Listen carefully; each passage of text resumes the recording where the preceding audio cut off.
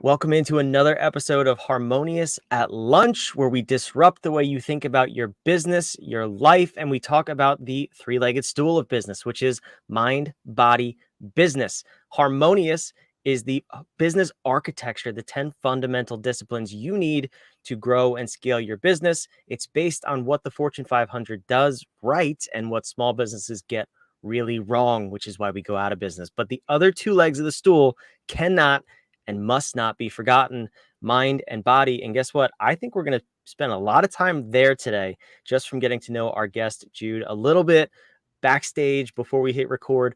I'm excited for this conversation. I think it's going to be a lot of fun. A new topic for the show, but one I'm very excited about. So definitely tune in here. Before we go any further, though, I want to welcome our guest, Jude. Welcome so much to the show. Brandon, thank you so much. I'm very excited to have this conversation with you. Yeah, I'm very excited too. So, but before we dive in, your name on the screen says it is cut off, but it says Jude Sullivan, the fitness pastor. Can you elaborate on that a little bit? Of course. So, the fitness pastor, there's people think, well, is he really a pastor? Is he ordained? And I'm not. So I just want to get that out of the way first and foremost. But um, when I was working in healthcare, I had a successful 35-year career in healthcare as a clinical exercise physiologist. In the last 10 years of the career, I migrated into integrative and healthcare, alternative and complementary care. And my role was to help develop research protocols that would bring alternative and complementary care practices into mainstream medicine. So, you know, there's a little bit of pushback, from Western medicine right now. And so if you can validate this through, the scientific method, it gets accepted and people, realize that it has value. And so that was kind of what our role was.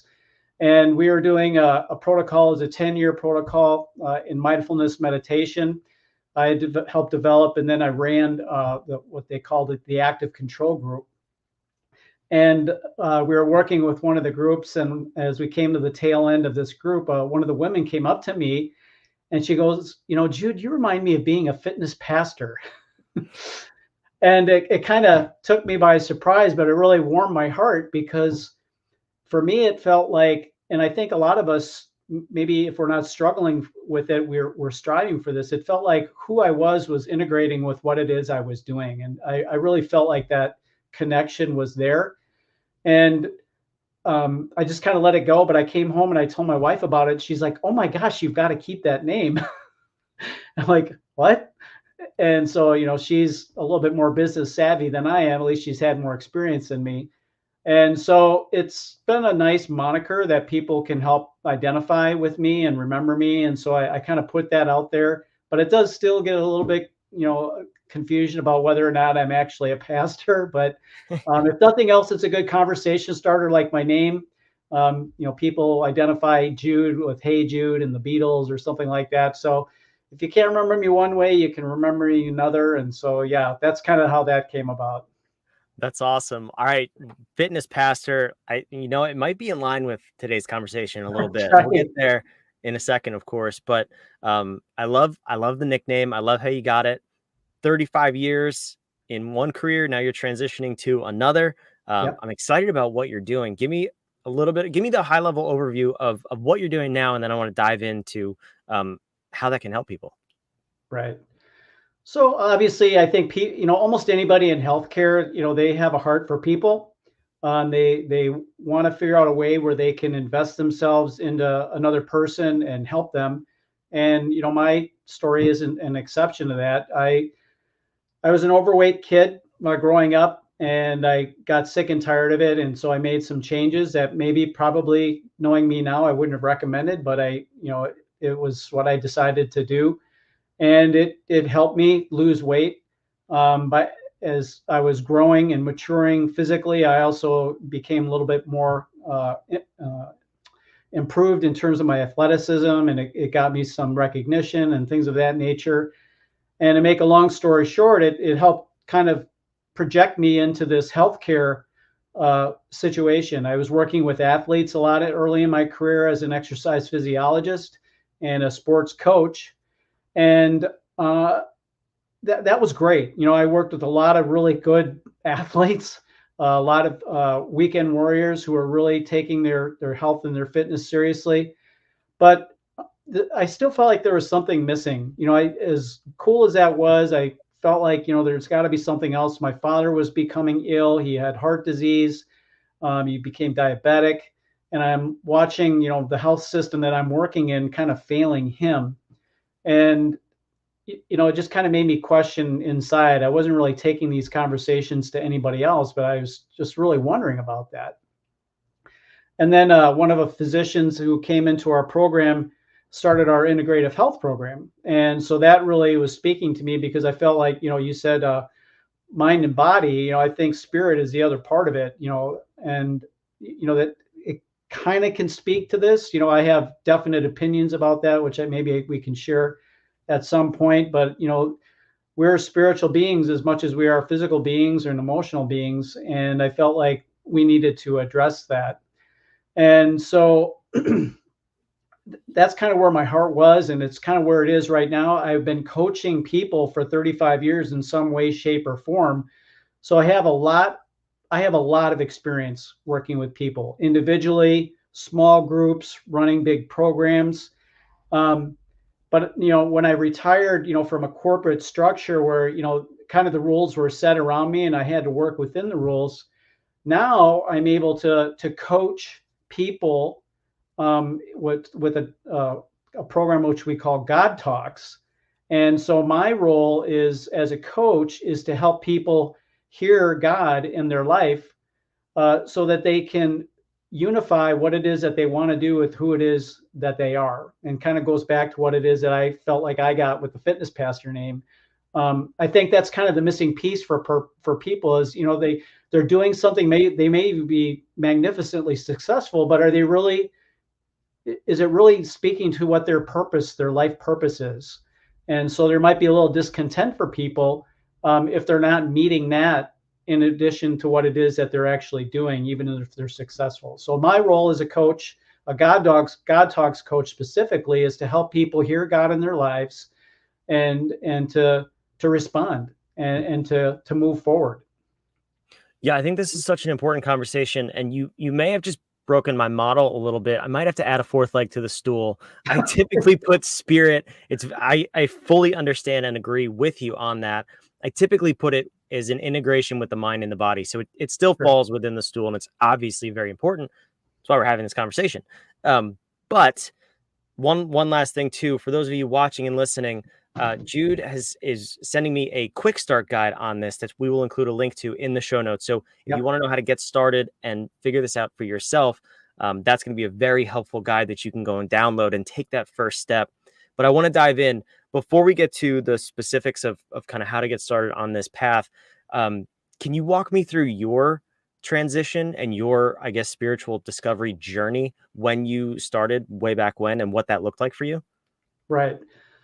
So that's really, I'll try to keep the Cliff Notes version of this, but when I grew up, I was born and raised into a Catholic family, and going to church and being involved in the Catholic faith was important to me. My father's mother, my grandmother, lived with us. She was an Irish Catholic. She was an immigrant, and she was very devoted. And she had visions, which I didn't get a lot of details about that, but I know that she had visions. And I felt like at a young age that I was communicating, but I didn't know how. I couldn't articulate it. Even now, I don't know if I have the language to do it, but you're in communication or conversation, and it's guiding you in terms of some decisions that you're making. And the more you get off track with that, the more problems you seem to have. But once you kind of, unify what it is that you think you're hearing with what it is that's really happening, you start to get some real clarity and some real focus on what it is that you're doing. And so I thought I was going to be a priest. I went to a high school seminary. I was taking it that seriously, the decision making at that time. And by the time I reached graduation age, I knew I wasn't going to be a priest, but my faith had grown, pretty much, quite a bit. And so, like anybody else, now I'm in my 20s. I didn't really know what it is I wanted to do. And so I kind of got lost a little bit, and I was struggling for a number of years. And my father helped redirect me professionally in terms of getting back on track academically, and then that helped a lot. And so I'm grateful to my parents, for that. Um, and I came back to my faith at that time as well. And so as I got married, and then unfortunately, what happened is we had lost two children. Mm. And I think, with anybody who's dealt with adversity, that can be, I don't want to say make or break, but it can be a real pivotal point in your life in terms of decisions that you're making, ideas that you have, directions that you want to go with your life.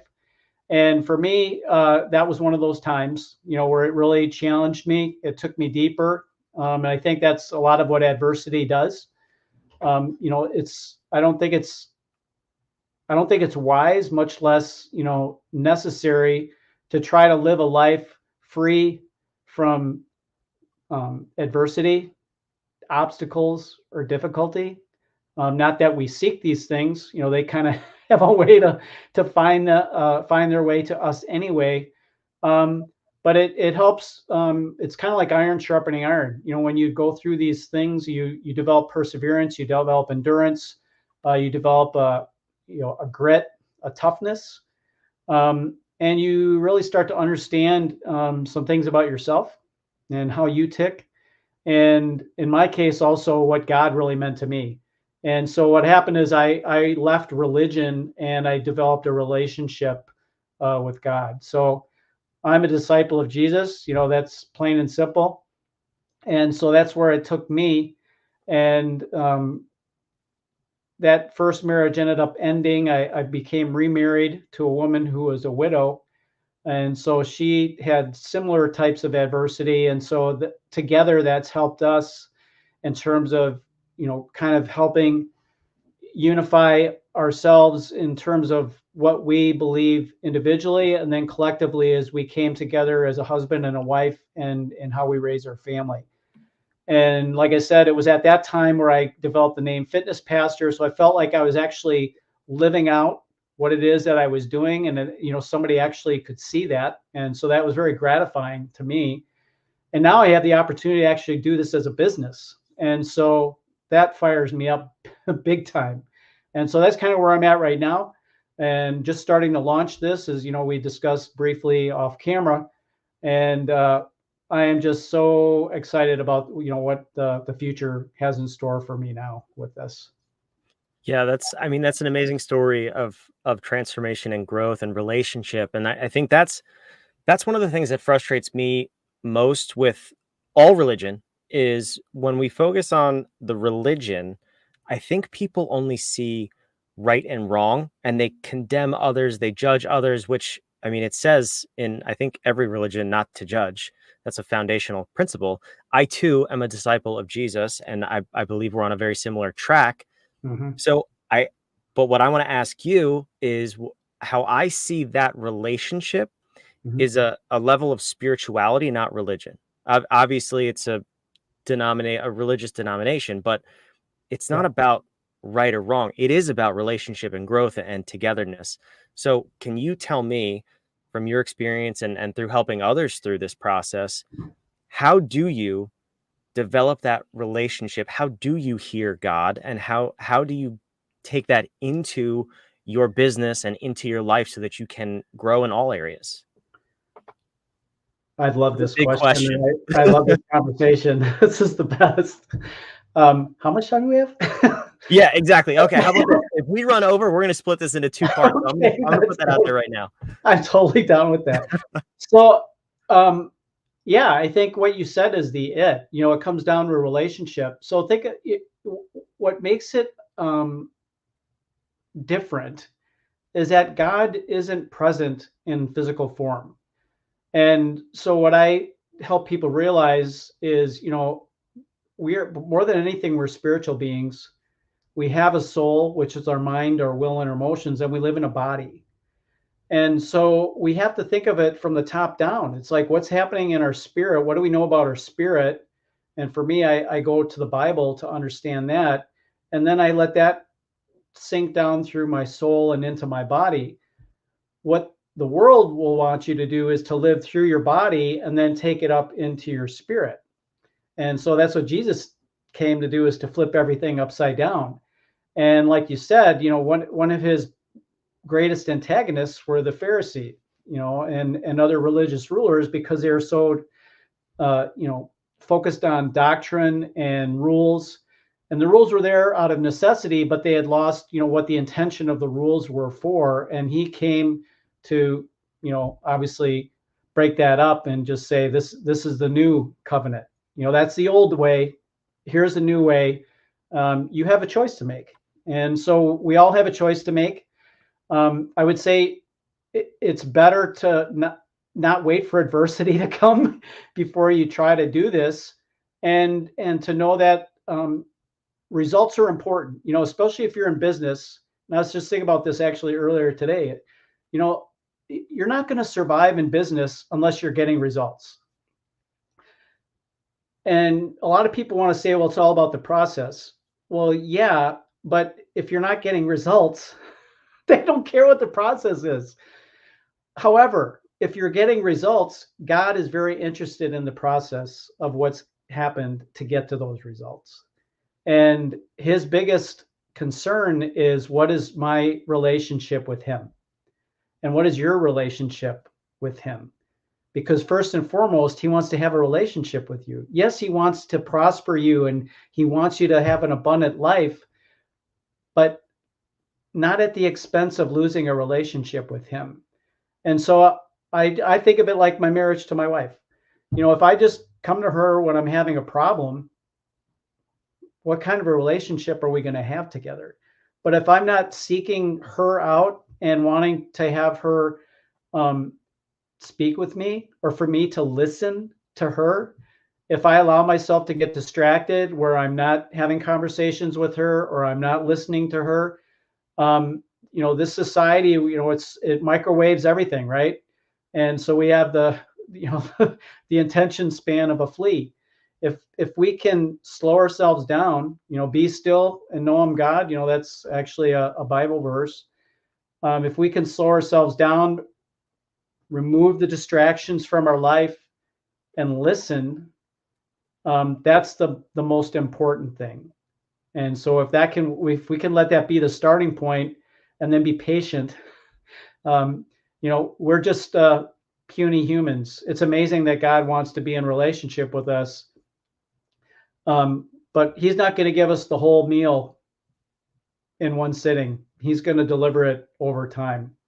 And then we realize how loving he is, how caring he is, how good he is, and how much he wants our best in this life.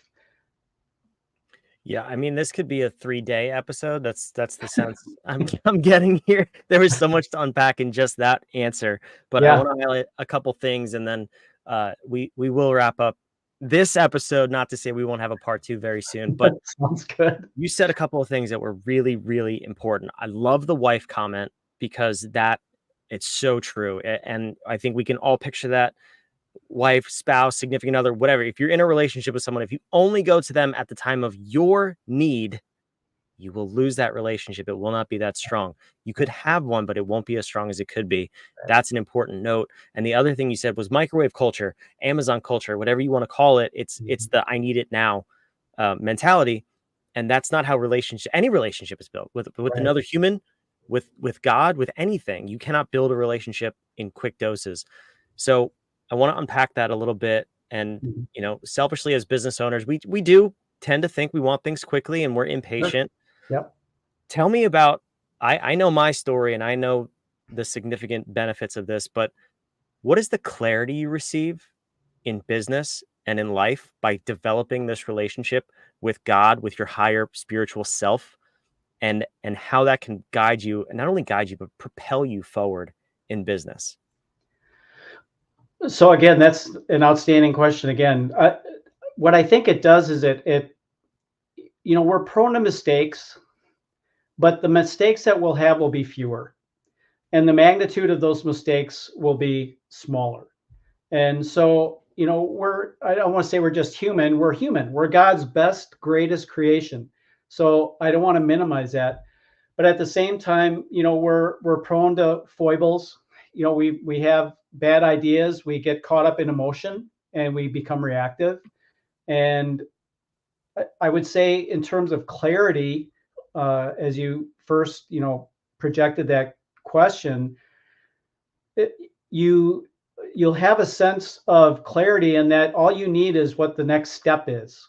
You might have a vision that's out here, and that's important. You need to know where you're going, but God's going to give you what's the next step because He wants you to move in faith. And the only way you can move in faith with Him is to be in relationship with Him. Otherwise, you can take that next step, but you could fall off a cliff or you could slip on, who knows what. And then you've got all the consequences that go along with that.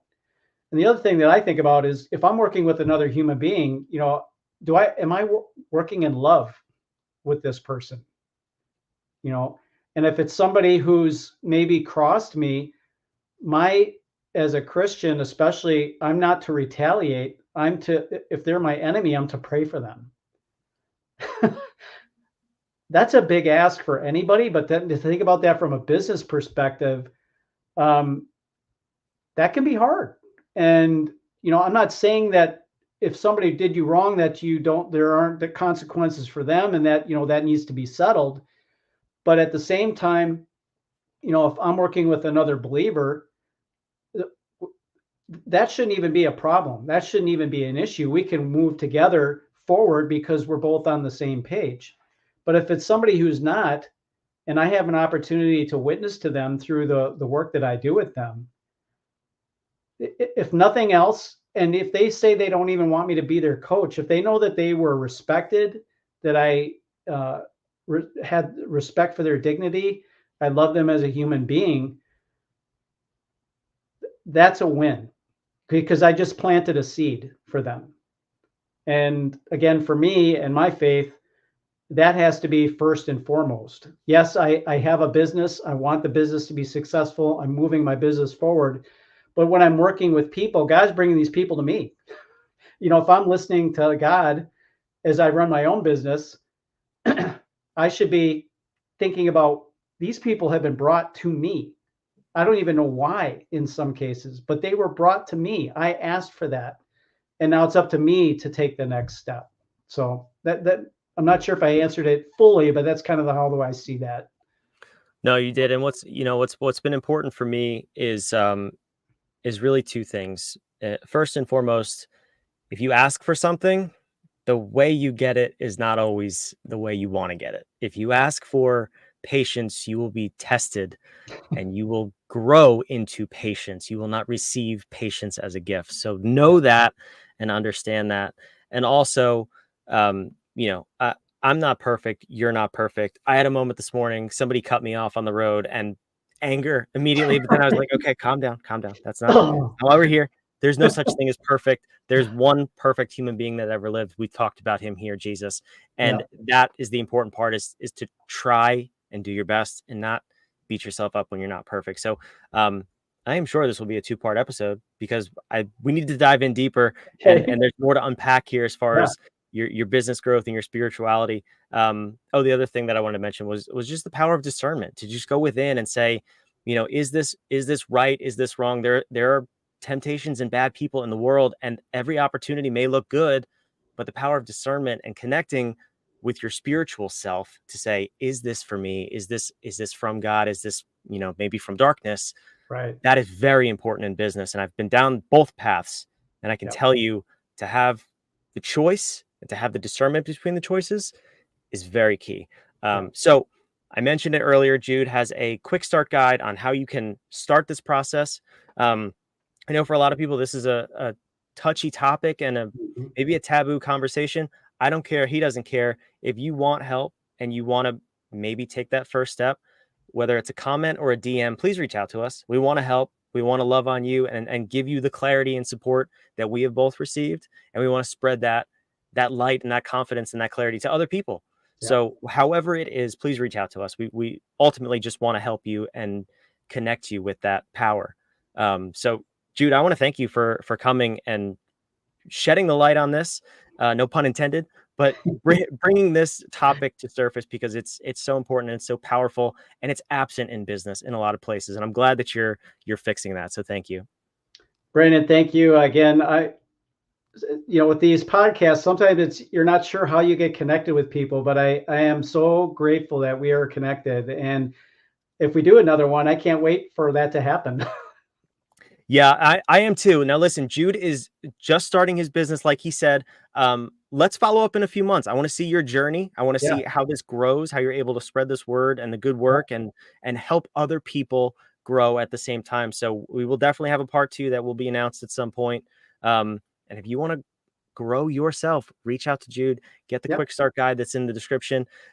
This was definitely, I got to revisit the model, but I think it's still a mind and body conversation. It's a spirit conversation. It will help you in your business. I promise you. I'm living proof of that. So is Jude. Thank you for sticking around and watching wherever you are, whatever platform you're on.